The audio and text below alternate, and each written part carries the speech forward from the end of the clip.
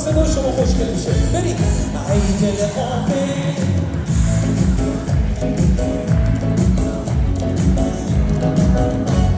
ای دل غافل به چشمت عشق و به فرمانت دلشت و یه چیز خسته شد یا بگر نداره یه چیز بلند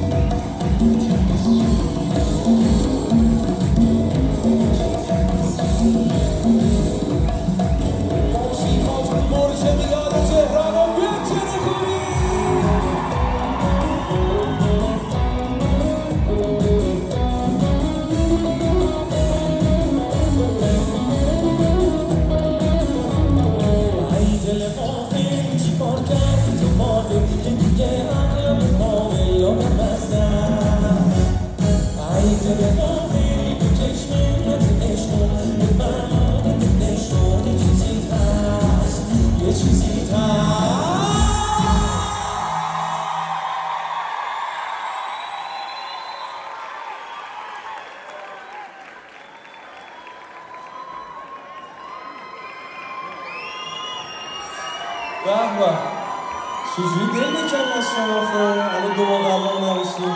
به خدا یه دست میشه بگید خواهی بنده خفر من بزنید و زحمت کشیدم خیلی شکل ما هم نتون این آخرین سانس بود دیگه میره تا نمیدونم چند روز دیگه خیلی دارم فقط میدونم براتون تایی میشه اصلا اصلا من خوب میشه اینجوری میگم ولی الهی که